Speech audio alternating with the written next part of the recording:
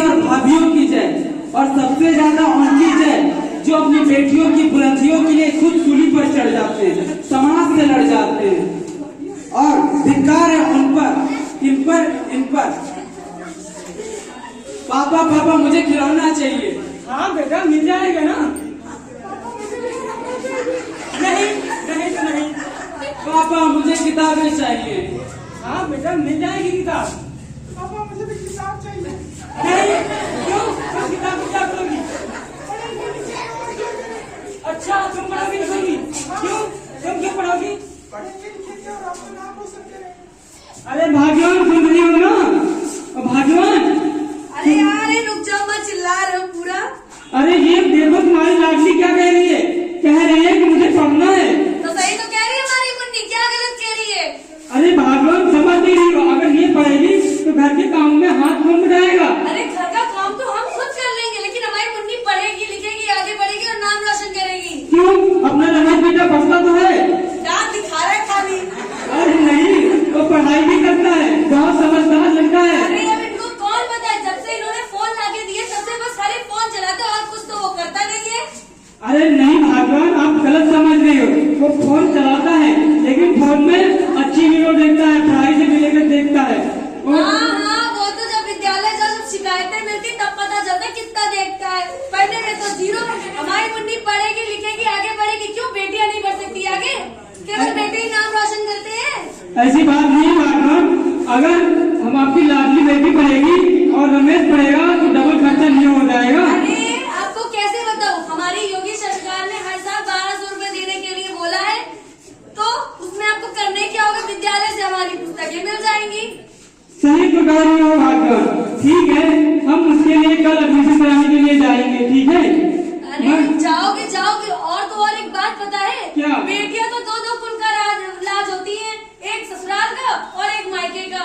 मायके से जब ससुराल जाती है तो लड़कियां अगर पढ़ी लिखी नहीं होती है तो लड़कियों के लिए कितना सुनना पड़ता है कि तुम्हारी लड़की लिख नहीं पाती, तुम्हारी लड़की कुछ कर नहीं पाती, कुछ बोलो तो वो बना नहीं पाती। तो हमारी मुन्नी पढ़ेगी लिखेगी नाम रोशन करेगी और दो कुल के लाज रखेगी। समझ में आई बात तो सही कह रहे हो भागवान, ठीक है आप अगर कह रहे हो तो हमारी लाडली बेटी भी कल पढ़ने जाएगी। अरे वाह, अब तो ये बात तो आपने बहुत सही कही, हमारी मुन्नी पढ़ेगी लिखेगी नाम रोशन करेगी। और क्यों, कल्पना चावला ने भी तो नाम रोशन किया था ना, झांसी की रानी भी, वो भी तक महिलाएं थी कि नहीं थी? सही है भागवान, ऐसे भी बहुत सारी महिलाएं हैं जो नाम रोशन किया इस फील्ड में। तो इतना कुछ आप कह रही हो तो ठीक है, मैं चल रहा हूँ और अपनी लाडली बेटा का एडमिशन कराऊंगा कल। ठीक है जाइए। अच्छा सुनो, एक काम और याद आ गया। अरे वो ले आना, उसे क्या कहते हैं जो माहवारी में यूज होता है? वो क्या? हाँ अरे उसका नाम नहीं याद आ रहा मुझे खुद भी। अच्छा सैनिटरी पैड की बात कर रहे हो? हाँ सैनिटरी पैड की बात कर रही हूँ। अरे भागवान आप शर्माने की कोई जरूरत नहीं है, क्योंकि ये ऐसी महामारी से बचाता है जो हमारी बेटियों को बहुत तकलीफ होती है। तो आप किसी को भी शर्माना नहीं है, जो भी चीज कहना है साफ कहना है। आप तो सही कह रहे हो, लेकिन आजकल के लोग और समाज लोग ऐसे हैं जो सैनिटरी पैड का यूज करने से मना कर देते हैं, कहते हैं कि अरे ये तो गंदगी है। बल्कि कैसे बताओ कि ये गंदगी नहीं है, कि हम लोगों को गंदगी की, जब गंदगी में हम लोग होते उस महामारी से बचाने के लिए है। तो आप लेके आइएगा, मैं जा रही हूँ, मुझे काम है। ठीक है तो हम चलते हैं अपने दूसरे दृश्य की ओर। राम राम रामलाल काका, क्या हाल चाल? बढ़िया है बेटा, और कैसे सुनू बेटा? ठीक हूँ काका। और आज घूमते घूमते इधर कहाँ आ गए? काका वो मुन्ना को स्कूल छोड़ने गया था, सोचा आपसे मिलता चलूं। नहीं बहुत अच्छा किया बेटा, ठीक किया। और सब बढ़िया? सब बढ़िया काका। और काकी कहाँ है? काफी दिनों से दिखी नहीं, बुलाइए थोड़ा। अरे वो बेटा क्या है ना, काकी वो घर के कामों में व्यस्त रहती है अपने लल्ला के, वो घर के अंदर है। ठीक है बुलाता हूँ मैं। अरे लड़के की अम्मा सुन रही हो ना?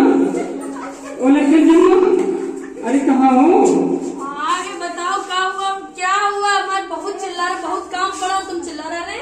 अरे मैं सोनू बेटा आया है ना इसलिए। राम राम काकी, काल चाल? राम राम सोनू भैया, और सब बढ़िया?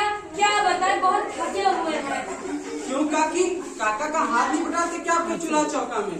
अरे तुम्हारे काका हाथी बटाने लग रहा था तो फिर क्या था, हम बहुत थक जाते हैं। बचा कुचा घर का काम करने के बाद काकी छुटकन की इतनी चिंता काहे करती हो? अरे अब बेटा क्या ही पता, हमारा तो नसीब ही टूट गया है। अब क्या ही बोले, वो चल तो पाता नहीं है। काकी तो आप उसको स्कूल भेजिए ना। हमारी योगी सरकार कहती है कि छुटकन जैसे लड़के भी अब पढ़ने में समर्थ हैं। अरे क्या मजाक कर रहे हो बेटा, वो तो चल नहीं पाता, उसको कैसे लेकर के जाएंगे?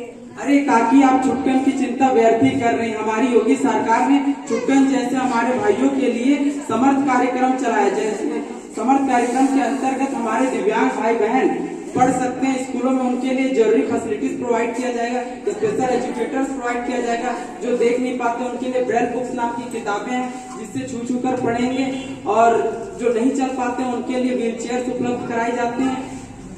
और तो और काकी आपका जो लड़का है छोटा वाला लटकन, वो स्कूल नहीं जा रहा है क्या? हाँ सुनो बेटा, वो स्कूल नहीं जा रहा। बात ये थी ना कि हमारी कुछ तबीयत खराब हो गई थी, तो इसी वजह से उसको काम पर भेजना पड़ा। और अब तो उसकी आधी पढ़ाई भी छूट गई है, तो उसका एडमिशन कहाँ हो पाएगा? अरे भैया बड़ी समस्या है, एक तो छुटकन चल नहीं पाता ना, उसके चक्कर में उसका सारा काम और ध्यान उसी पे लगा रहता है। तुम ही कुछ हमको बताओ और जानकारी दो। काका आप लटकन की भी चिंता मत करिए। लटकन की पढ़ाई छूट गई तो क्या हुआ, वो भी दोबारा जा सकता है। उनके लिए शारदा कार्यक्रम हमारी योगी सरकार ने चलाई है, जिसके अंतर्गत जिनकी पढ़ाई बीच में छूट जाती है तो दोबारा उनको बुला के स्पेशल मटेरियल प्रोवाइड किया जाएगा, जिससे छूटी हुई पढ़ाई जल्दी से जल्दी पूरी कर सकती है। और तो अब तो स्कूलों में दीक्षा ऐप भी आ गया है, जिससे वो घर पर भी पढ़ सकते हैं। यूपी की सारी NCERT किताबें, रिकॉर्डेड वीडियो आपको मोबाइल पर ही मिल जाएगा। अरे वाह भैया, तुमने तो जानकारी सानू बेटा बड़ी अच्छी दी।